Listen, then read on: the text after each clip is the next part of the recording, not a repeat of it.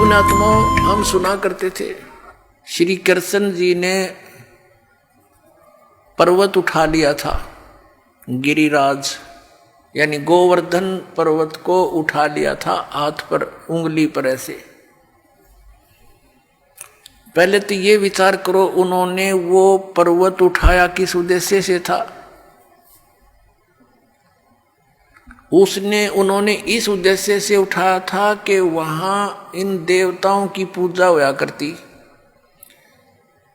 और इंद्र स्वर्ग का राजा है, भगवान की पूजा छोड़कर इंद्र की पूजा चलती थी। श्री कृष्ण जी ने कहा भाई इंद्र की पूजा छोड़ दो या दो उस भगवान की पूजा करो। इंद्र की कढ़ाई जो होती थी पूजा वह बंद कर दी। देवराज इंद्र एक समझ लो स्वर्ग का राजा और उसके अंतर्गत ये सब नहर विभाग सिंचाई विभाग भी आता है, यानी वर्षा करना। तो क्या हुआ, जब इंद्र की पूजा बंद होगी देवताओं की, इंद्र ने सोचा इनको सबक सिखाता हूं। इतने जोर की वर्षा, काले बादल छा गए, चारों तरफ काली घटा छा गई और मूसलधार वर्षा शुरू होगी व्रज नगरी को डुबोने के लिए।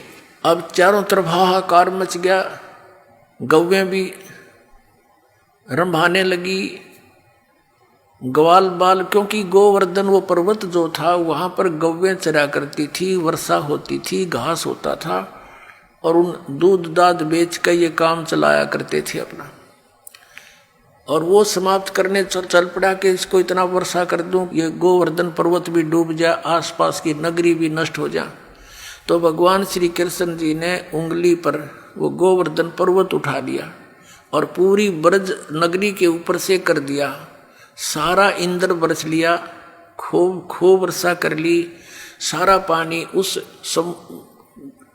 गोवर्धन पर्वत के ऊपर ऐसे शौक हो गया, उसमें ऐसे मिल गया जैसे ब्लोटिंग पेपर स्याही ने चूस लिया करे। आखिर में थक गया इंद्र, आके पैर पकड़ दिए कि मुझे क्षमा कर दो। कहने लगे चला जाओ, तेरे को कर दिया क्षमा, और खबरदार आज के बाद तूने अपनी पूजा के लिए व्रजवासियों को कंपेल किया। तो फिर वो गोवर्धन यथा स्थान पर रख दिया। अब पुण्यात्माओं जी, जो गुरु लोग हमें ये शिक्षा देते थे और ये कथा सुनाते थे, श्री कृष्ण जी ने गोवर्धन उठाया और फिर वो इन्हों कहते थे देवी देवताओं की पूजा करो, श्राद्ध निकालो। अरे भले आदमी हो, श्री कृष्ण जी ने तो देवताओं की पूजा छुटवाई थी, तुम दर्द कर रहे हो, उनके विपरीत ज्ञान दे रहे हो, गुण गा रहे हो श्री कृष्ण के, और तुम इसको भगवान बता रहे हो। परमात्मा कहा करते थे कि केवल एक इस लीला से ही तुमने उसको भगवान मान लिया, ये तुम्हारी ना समझी है, बालक बुद्धि है कि ये कंप्लीट गॉड मान लिया तुमने, गोवर्धन उठा लिया था। क्या बताते हैं परमात्मा, कहते हैं गोवर्धन श्री कृष्ण धारो और द्रोणोगिरी हनुमंत, शेष नाग सब सृष्टि उठारा, इनमें कौन भगवंत। यदि तुम एक ही इस लक्षण से, इस चमत्कार से कि श्री कृष्ण जी ने गोवर्धन उठा लिया, हनुमान जी ने तो फिर द्रोणागिरी उठाई, और आप ही लोक वेद सुनाते हो ब्राह्मण लोगों के शेष नाग के सिर पे, कहते हैं एक कूर्म है, कूर्म के ऊपर एक शेष नाग है, शेष नाग के सिर पे एक बैल है और उसके ऊपर फिर सारी पृथ्वी रखी है। कहते तुम मानते हो कि शेष के सिर पे सारी सृष्टि है शेष नाग के, तुम यो सारे ब्रह्मांड तुम्हारे पूरे ब्रह्मांड ने उठा रहा, समझ लो पूरी पृथ्वी उठा रहा। तो इनमें भगवान कौन सा है, श्री कृष्ण है या हनुमान जी है या शेष नाग है तुम्हारा भगवान? केवल इसी लक्षण से तुमने भगवान इसको कंप्लीट गॉड मान रखा, पूर्ण परमात्मा। फिर क्या बताया, कहते हैं समुद्र पाट लंका गयो, सीता का भरतारे, अगस्त ऋषि ने ये सातों पी लिए, इनमें कौन करता रे। ये इस चीज से ये परिचित थे नहीं गुरु लोग यहाँ के हमारे। वो ये कहा करते श्री रामचंद्र जी ने समुद्र के ऊपर पुल बना दिया। परमात्मा कहते हैं यदि तुम इसी लक्षण से इसको भगवान मान बैठे तो क्या बताते हैं कि समुद्र पाट लंका गयो, यानी समुद्र को आठ के पत्थर उसको ऊपर रख के और लंका चला गया। कौन? सीता का भरतार। और अगस्त ऋषि ने सातों पी लिए, इनमें कौन करतार? एक अगस्त नाम के ऋषि थे, उन्होंने किसी कारणवश किसी अपनी जद के ऊपर अहंकारवश समझो वो सातों समुद्रों को एक घूंट में पी लिया था, ऐसे चुल्लू उठाकर ऐसे पी लिया था। सब समुद्र खाली हो गया था, अकेली पृथ्वी रह गई थी। अब पुण्यात्मा, अब परमात्मा कहते, फिर ऋषियों की प्रार्थना से उन्होंने फिर वापस उसको कुरला कर दिया तो भर गए थे। ये आध्यात्मिक शक्ति है, मार्ग है, इसमें आप विज्ञान को ना अड़ाना। विज्ञान तो बालकों का खेल है।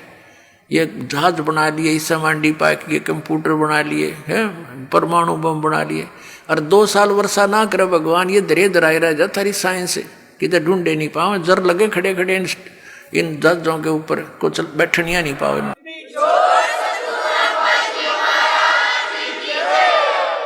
तो परमात्मा कहते हैं फिर इनमें भगवान कौन भाई? अगस्त ऋषि ने तो सातों समुद्र पी लिए थे, तुम एक पत्थर धर के पार हो गया तुम्हारा श्री राम, तुम उसने भगवान मान बैठे।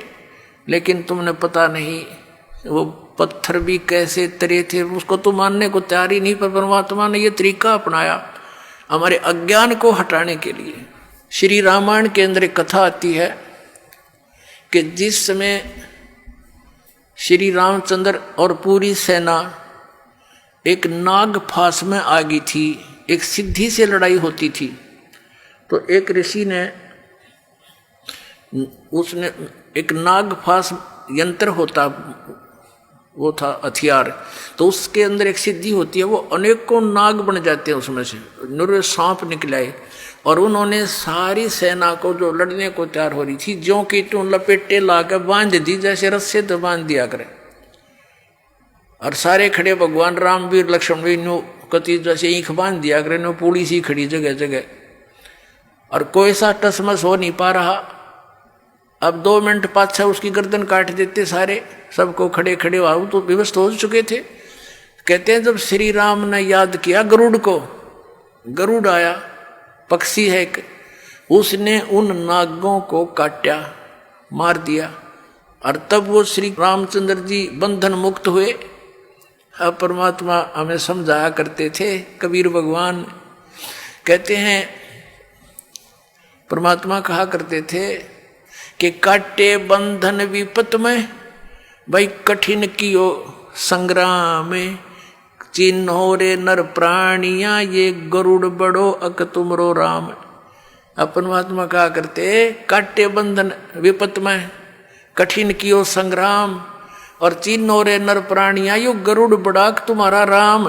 ये कौन सा भगवान है इनमें बताए? वो तो बंदा खड़ा थारा भगवान, तो और गरुड़ नाक उसकी सहयोग करी, तो कौन सा परमात्मा तो इसमें। तो इस तरह के तर्क देकर भगवान ने खूब समझाना चाहा कबीर परमात्मा ने।